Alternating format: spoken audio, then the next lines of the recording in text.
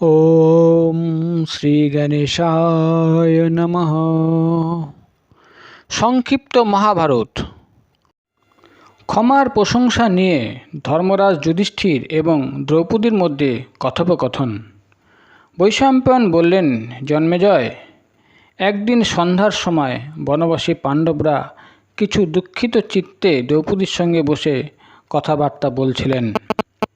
কথায় কথায় দ্রৌপদী বললেন, দুর্যোধন বড়ই ক্রূর এবং দুরাত্মা। আমাদের দুঃখী দেখে তার একটুকু কষ্ট হয়নি। হায়, আমাদের মৃগচর্ম পরিয়ে বিপদসংকুল জঙ্গলে পাঠিয়ে ওর একটুকু কষ্ট হয়নি। তার হৃদয় নিশ্চয়ই পাথরের তৈরি। একে তো কপট দূতে আমাদের হারিয়েছে, তারপরে আপনার মতো সরল এবং ধর্মাত্মা ব্যক্তিকে পূর্ণ সভাস্থলে কঠোর বাক্যে তিরস্কার করে এখন বন্ধুদের সঙ্গে মজা করছে। আমি যখন দেখি যে আপনারা সুন্দর পালঙ্কের শয্যা ছেড়ে কুশের বিছানায় শয্যা গ্রহণ করেন, তখন আমার হাতির দাঁতের সিংহাসনের কথা মনে পড়ে আর কান্না পায়। বড় বড় নৃপতিরা আপনাকে ঘিরে থাকতেন, আপনারা চন্দন চর্চিত হয়ে থাকতেন।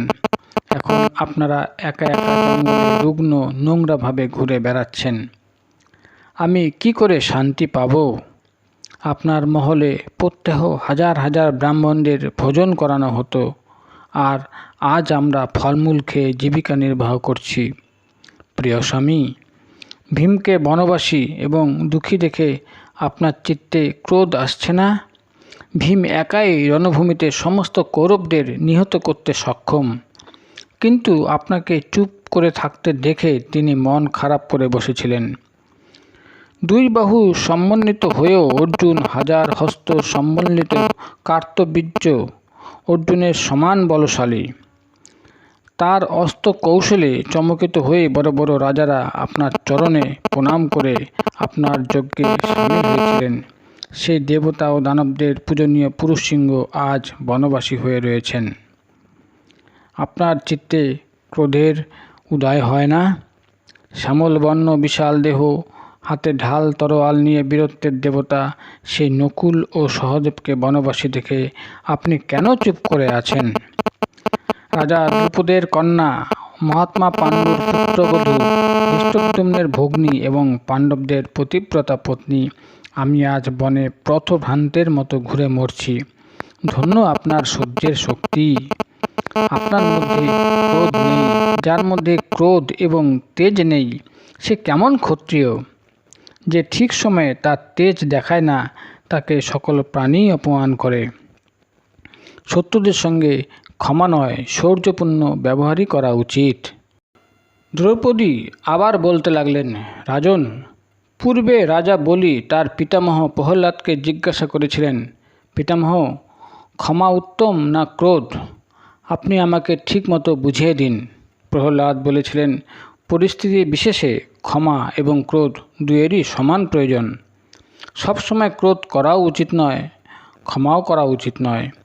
যে ব্যক্তি সর্বদা ক্ষমা করে থাকেন, তাকে তার পুত্র, দাস, সেবক এবং উদাসীন ব্যক্তিরাও কটু কথা বলে অপমান করতে থাকেন, অবজ্ঞা করেন। ধূর্ত ব্যক্তিরা ক্ষমাশীল ব্যক্তিকে দমন করে তার স্ত্রীকেও আত্মসাৎ করতে চায়। নারীরাও স্বেচ্ছাচারী হয়ে ওঠে এবং পতিব্রতা ধর্ম থেকে ভ্রষ্ট হয়ে যায়। এছাড়া যে ব্যক্তি কখনো ক্ষমা করে না, সব সময় ক্রোধ করে, ক্রোধের জন্য বিনা বিচারে সকলকে দণ্ড দেয়, সে মিত্রদের বিরোধী এবং আত্মীয় স্বজনের শত্রু হয়ে ওঠে। সব দিক থেকে অপমানিত হওয়ায় তার ধন হানি হয় এবং ধিক্কার লাভ করতে হয়। তার মনে তখন সন্তাপ, ঈর্ষা এবং দেশভাব বাড়তে থাকে। এর জন্য তার শত্রু বৃদ্ধি হয়। সে ক্রোধ ভরে অন্যায়পূর্বক কাউকে দণ্ড দিলে তাকে ঐশ্বর্য, স্বজন এবং নিজের প্রাণও হারাতে হয়। যে সবসময় ক্রোধ এবং অহংকার করে, তার থেকে লোকেরা দূরে থাকে, তার ভালো করতে কুণ্ঠিত হয় এবং তার কোনো দোষ দেখলে সকলকে বলে বেড়ায়। তাই সবসময় উগ্র ব্যবহারও করতে নেই, আবার সরল ব্যবহারও করতে নেই। সময় অনুসারে উগ্র বা সরল ব্যবহার করতে হয়। যে ব্যক্তি সময় অনুসারে সরল ও উগ্র ব্যবহার করেন, তিনি ইহলোকে শুধু নয় পরলোকেও সুখভোগ করেন। এবার আমি আপনাকে ক্ষমা কখন করবেন তা বলছি। যদি কোনো ব্যক্তি প্রথমে আপনার কোনো উপকার করে থাকে, তারপর তার দ্বারা কোনো বড় অপরাধ সংঘটিত হয়, তবে আগের উপকারের কথা মনে রেখে তাকে ক্ষমা করে দিতে হয়। কোনো ব্যক্তি যদি মূর্খতাবশত অপরাধ করে ফেলে, তাহলে তাকেও ক্ষমা করা উচিত, কারণ সকলেই সব কাজে পারদর্শী হয় না। অন্যদিকে যে লোকেরা ইচ্ছাকৃতভাবে অন্যায় করে এবং বলে আমি না জেনে করে ফেলেছি, সেই ব্যক্তিকে সামান্য অপরাধেও পুরো সাজা দেওয়া উচিত। কুটিল ব্যক্তিদের কখনো ক্ষমা করতে নেই। প্রথমবারের অপরাধ সকলেরই ক্ষমা করা যায়, কিন্তু দ্বিতীয়বার হলে অবশ্যই দণ্ড দিতে হয়। মৃদুতার দ্বারা উগ্র ও কোমল উভয় প্রকারের লোককেই বশ করা যায়। মৃদু স্বভাব ব্যক্তির পক্ষে কোনো কিছুই অসাধ্য নয়, তাই মৃদুতাই শ্রেষ্ঠ উপায়। সুতরাং দেশ, কাল, সামর্থ্য এবং দুর্বলতার উপর পুরোপুরি বিচার করে মৃদুতা এবং উগ্রতার ব্যবহার করা উচিত। কখনো কখনো ভয়ে ক্ষমা করতে হয়। কেউ এর অন্যথা করলে ক্রোধপূর্ণ ব্যবহার করতে হয়। দ্রৌপদী আরও বললেন, রাজন, ধৃতরাষ্ট্রের পুত্ররা পরপর অপরাধ করে যাচ্ছে, তাদের লোভ অসীম। আমার মনে হয় এখন ওদের উপর ক্রোধ প্রকাশের সময় হয়েছে। আপনি ওদের ক্ষমা না করে সাজা দিন। যুধিষ্ঠির বললেন, প্রিয়ে, ক্রোধের বশ না হয়ে ক্রোধকে নিজের বশে রাখা উচিত। যে ব্যক্তি ক্রোধ জয় করেছে সে কল্যাণভাজন হয়। ক্রোধের জন্য মানুষের বিনাশ হয় তা প্রত্যক্ষ। আমি কি করে ক্রোধের বশ হয়ে অবনতির হেতু হব? ক্রুদ্ধ ব্যক্তি পাপ করে, গুরুজনকে মারে, মহৎ ব্যক্তি এবং কল্যাণকারক বস্তুকেও তিরস্কার করে, ফলে সে বিপদে পড়ে। ক্রোধী ব্যক্তি বুঝতে পারে না তার কি করা উচিত আর কি নয়, যা মনে আসে বলে যায়। সে যোগ্য ব্যক্তিকে অসম্মান করে আর অযোগ্য ব্যক্তির সম্মান করে, পরে ক্রোধের বশে আত্মহত্যা করে, সে নরকে গমন করে। ক্রোধ হলো দোষের আবাস। বুদ্ধিমান ব্যক্তি নিজের উন্নতি, পারলৌকিক সুখ এবং মুক্তিলাভ করার জন্য ক্রোধ জয় করে। ক্রোধের অগুন্তি দোষ রয়েছে, তাই এই সব ভেবে চিনতে আমার চিত্তে ক্রোধের উদয় হয় না। যে ব্যক্তি ক্রুদ্ধ ব্যক্তির উপরেও রাগ করে না, ক্ষমা করে, সে নিজে এবং ক্রুদ্ধ ব্যক্তিকে মহাসংকট থেকে উদ্ধার করে। সে দুজনেরই রোগ মুক্তিকারী চিকিৎসক।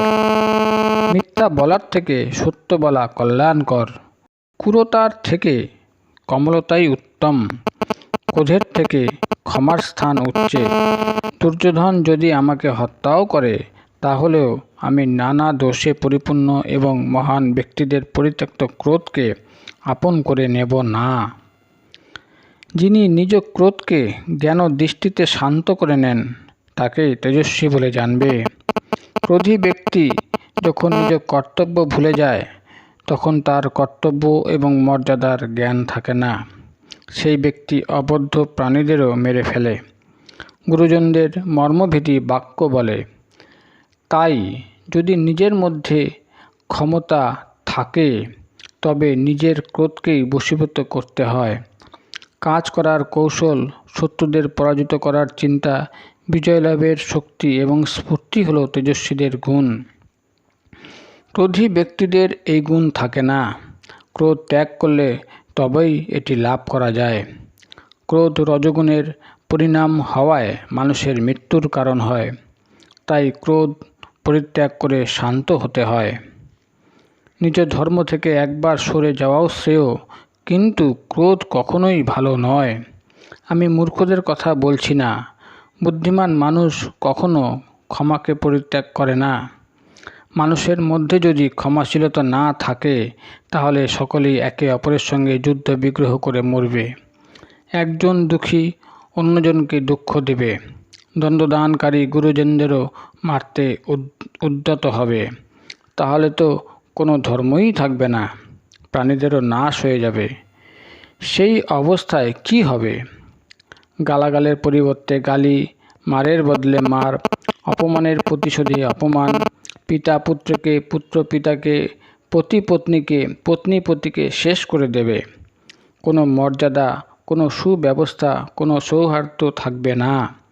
যে ব্যক্তি গালি দিলেও মারলেও ক্ষমা করে, নিজ ক্রোধকে বশীভূত করে, সেই ব্যক্তি প্রকৃত বিদ্বান। ক্রোধী ব্যক্তি মূর্খ হয়, নরকগামী হয়। মহাত্মা কাশ্যপ এই সম্পর্কে ক্ষমাশীল ব্যক্তিদের মধ্যে ক্ষমা সাধনের কথা বলেছেন। ক্ষমা ধর্ম, ক্ষমা যজ্ঞ, ক্ষমা বেদ, ক্ষমা স্বাধ্যায়। যে ব্যক্তি ক্ষমার এই সর্বোৎকৃষ্ট স্বরূপ জানেন, তিনি সব কিছু ক্ষমা করতে পারেন। ক্ষমা ব্রহ্ম, ক্ষমা সত্য, ক্ষমাই ভূত ও ভবিষ্যৎ, ক্ষমা তপ, ক্ষমা পবিত্রতা, ক্ষমাই এই জগৎকে ধারণ করে আছে। যাজ্ঞিকরা যজ্ঞ করে যে লোক প্রাপ্ত হন, ক্ষমাশীল ব্যক্তিরা তার থেকেও উত্তম লোক লাভ করেন। বেদজ্ঞরা, তপস্বীরা এবং কর্মনিষ্ঠেরা অন্যান্য লোক পেয়ে থাকেন, আর ক্ষমাশীলেরা ব্রহ্মলোকের শ্রেষ্ঠ স্থান প্রাপ্ত হন। ক্ষমা হলো তেজস্বীদের তেজ, তপস্বীদের ব্রহ্ম এবং সত্যবাদীদের সত্য। ক্ষমাই লোক উপকার, ক্ষমাই শান্তি। সেই ক্ষমাকে আমি কিভাবে ত্যাগ করব? জ্ঞানী ব্যক্তির সর্বদা ক্ষমা করা উচিত। কোনো ব্যক্তি যখন সব কিছু ক্ষমা করে দেয়, তখন সে স্বয়ং ব্রহ্ম হয়ে যায়। ক্ষমাশীলের জন্য ইহলোক ও পরলোক উভয়ই রয়েছে। ইহলোকে সম্মান এবং পরলোকে শুভগতি।